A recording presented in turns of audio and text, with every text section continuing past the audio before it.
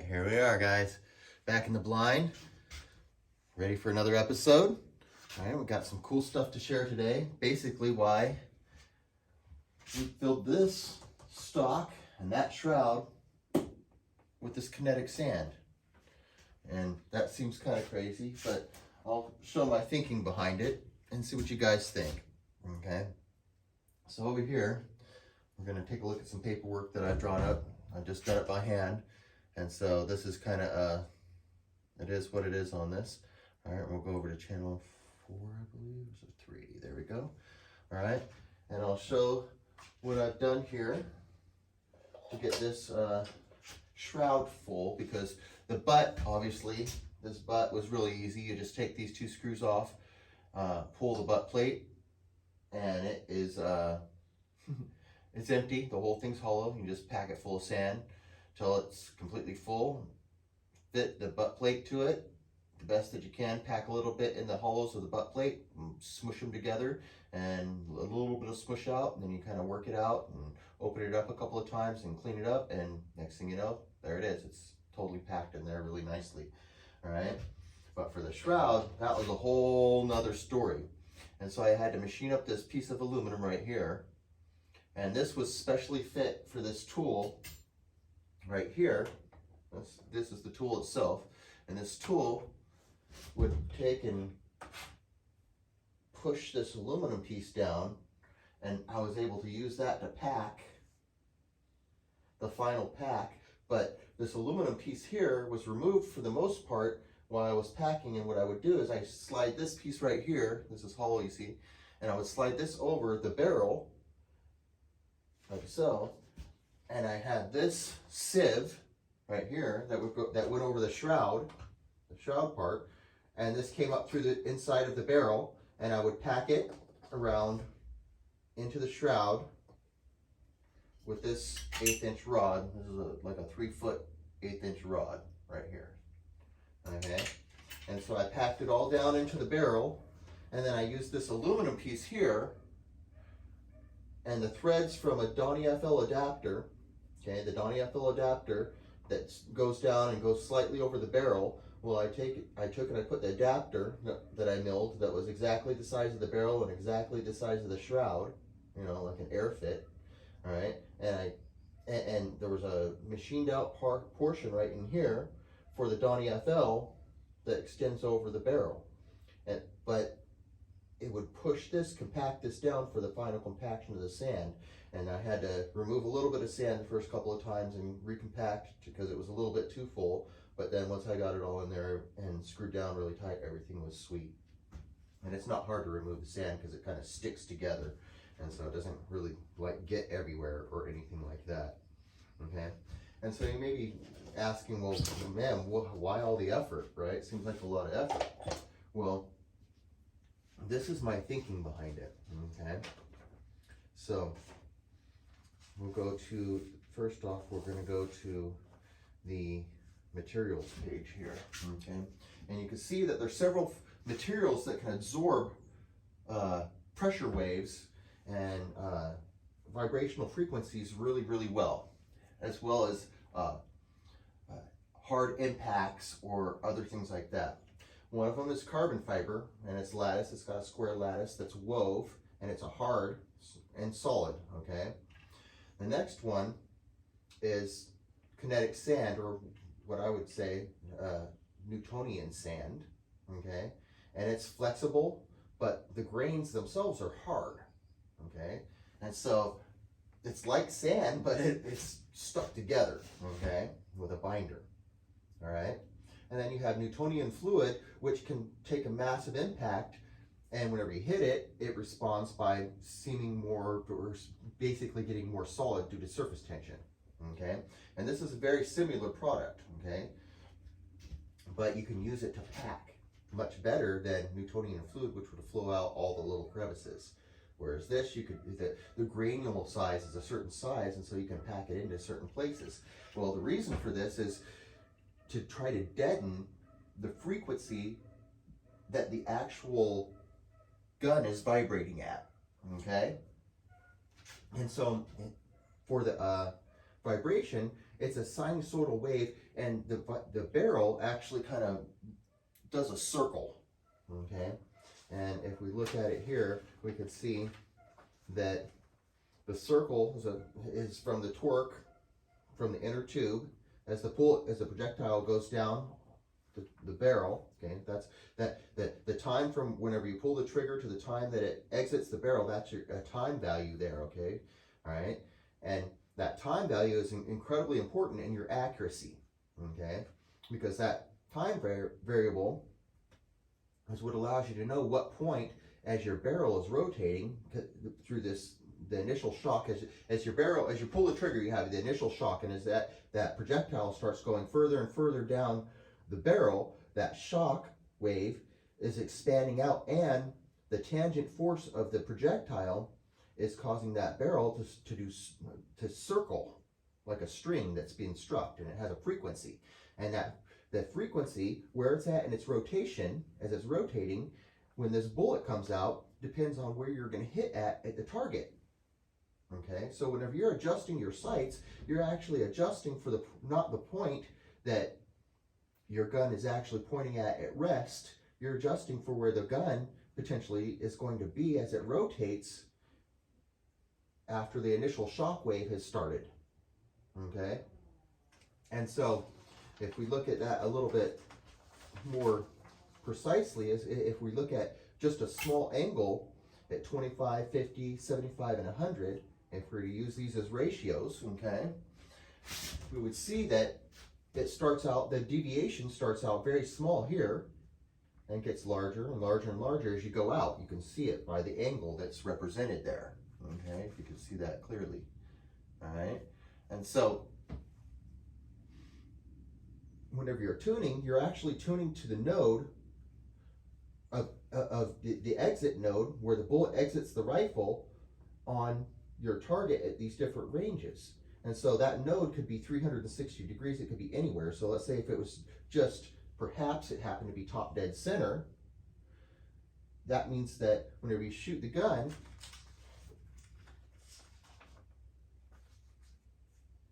its rotation happens, okay?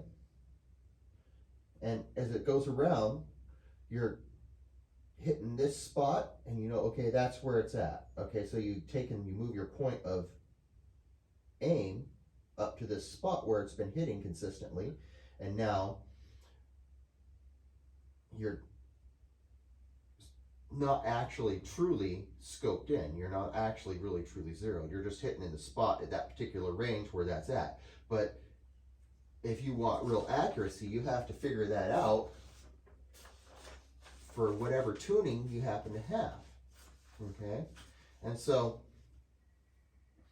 if you look at a tune barrel, their whole purpose is being able to tune this node whenever it's rotating into the center, okay? So if it's rotating and you have forces from the inside pushing out in all directions, 360 as this is traveling down your barrel, okay?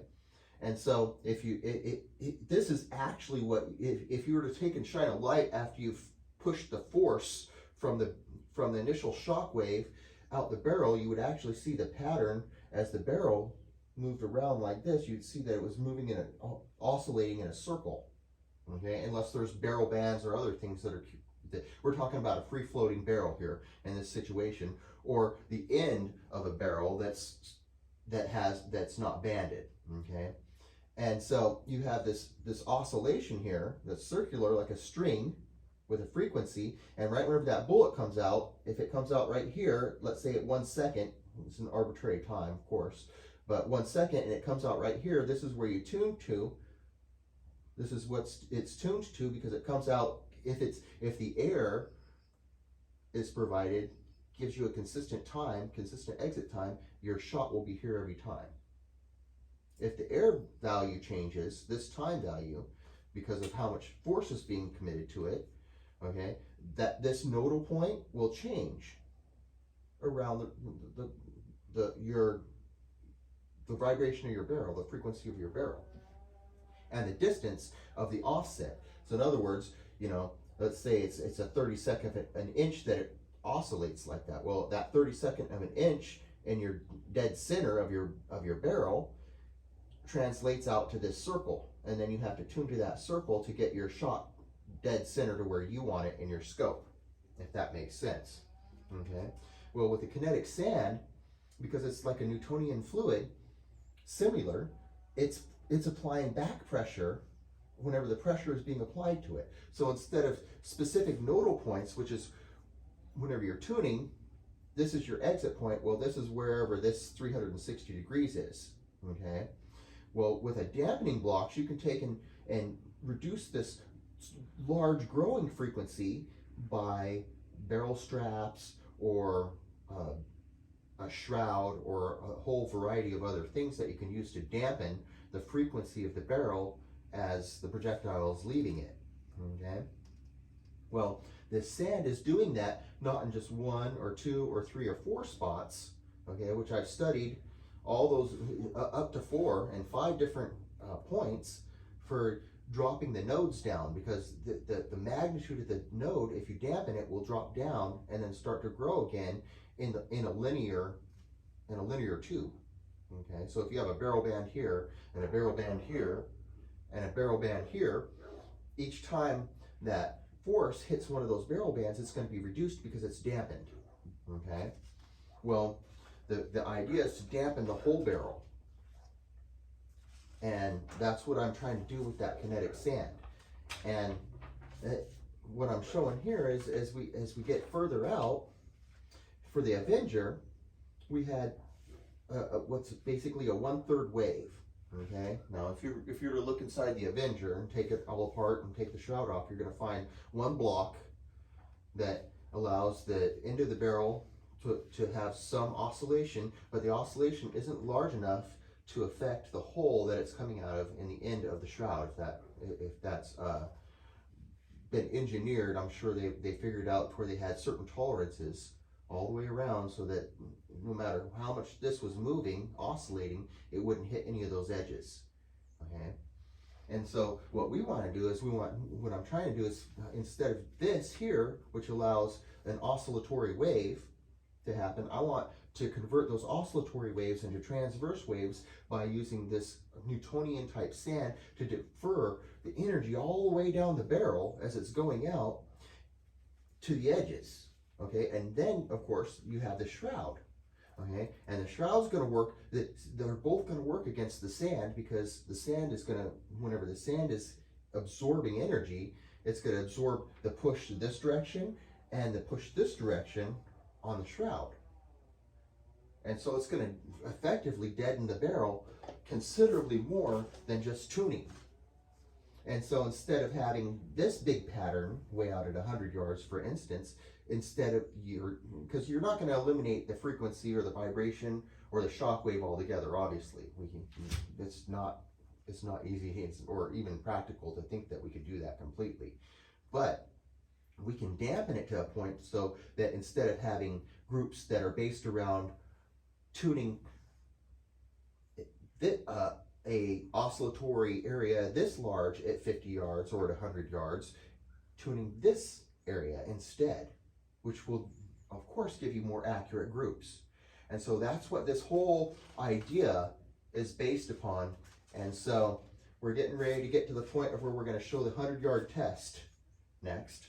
And I wanted to share with you guys basically what all we went through and what the process was in order to make this happen. Okay, and why I did it the way that I did it. Okay, I've even done tests here with the kinetic sand and super glue, okay, on just one side, sealed up in a container. This is, and it won't come apart from there. It's obviously sealed really well, but you can feel on this back side, the kinetic sand is still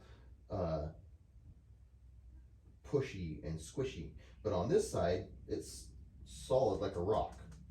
Like seriously like a rock. I'd have to grind to get into there. Now you might be asking yourself, well, why would you do that? And it's because I was thinking to myself, why wouldn't I take it to the next step then and do the inside of the Avenger foregrip? Okay, and make that feel solid as well. Fill in all the voids like you would a bedded rifle.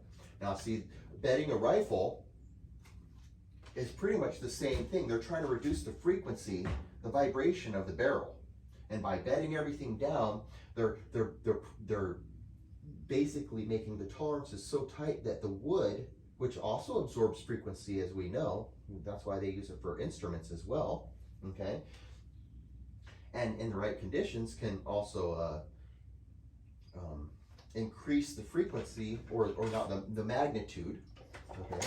Well, this would deaden it all the way down like a bedded rifle. And so I'm trying to make, this would be a very inexpensive way to make this thing insanely accurate compared to guns that are 4, 5, 6 times the price of this gun, or more even. And so I think that we're gonna find that tuning is awesome, okay? Make no mistake, here's the FX tuner. I've played with it. It's legit, it does work. It does help you to tune your nodes in, okay? But I want to take it to the next step. I want to go to deadening, okay? I want to dampen the barrels. I want dead barrels that shoot in groups that are like these small groups here instead of this wider pattern, because it really makes that big of a difference. So that's some of the basic science that's behind it and why I want to do it. Now, there's been some studies that show that kinetic sand can stop bullets and projectiles quite amazingly in comparison to regular dirt and other products. And so it absorbs frequencies and vibrations. They've used it in forges for deadening the ring of the anvils. They use it in a big container or a big box oftentimes, or sometimes they'll even line the ground underneath it with sand or kinetic sand if they can afford it, okay?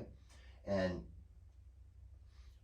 I think that this is going to be a technology that, well, first off, it's cheap for us, and it's going to really make a big difference in the way our rifles, our air guns perform, okay? And so here it is, you know, I basically filled this with sand. I filled the shroud with sand. And next, I would like to fill the foregrip with sand. And so that's basically where I'm at with it. I really hope that this is interesting to you guys. I hope that I'm piquing some interest on this, because I'm excited about this. And from what I've seen, I've done testing on quite a few different guns so far, air guns, and I found amazing results with this. All right, and so I think, you know, it's a big deal to share something like this with the community, because I think other people are going to find out, wow, hey, I tried that out, you know, and whoa, look at what it did. Look at the difference, you know. And so, you know, it's up to you guys. I think that, you know, I'd love to hear what you guys think about it in the comments, but we'll be getting to that 100-yard test here real soon, and I think that some of the results will speak for themselves. And so I can't wait to share this with you guys. Once again, you know, here's a look at the what we're doing. You know, we're filling it full of sand. You can see right in here, this is what I'm denoting as the sand. Here's the shroud on the outside, and the adapter for pushing it all down. And it shoots like some of the high dollar guns that I shoot, and feels like it too. It's crazy whenever you get it on the bench, the difference that we're seeing here. And so, you know, it feels weighty. The balance of the gun itself has changed. It's well, like I said, it's just a different gun, and it's really hard to relay how different it feels without shooting it, you know, or having another one that's exactly the same that's not done like that to shoot in comparison. And so for me, wow, it's a win. I'd love to see what the community thinks about it. and see, what kind of input we get on it. What do you guys think about deadening the gun itself, like a dead blow? If you think about a dead blow hammer, whenever you hammer onto like a piece of metal or a piece of pipe or something that's big that would ring out normally, what's a dead blow do? It really silences that rapport. Well, this is kind of the same idea, not only for the kick of the gun, but for the vibration of the barrel. So I hope you guys found this interesting. I'd love to hear what you think in the comments, and I'll see you guys in the next one.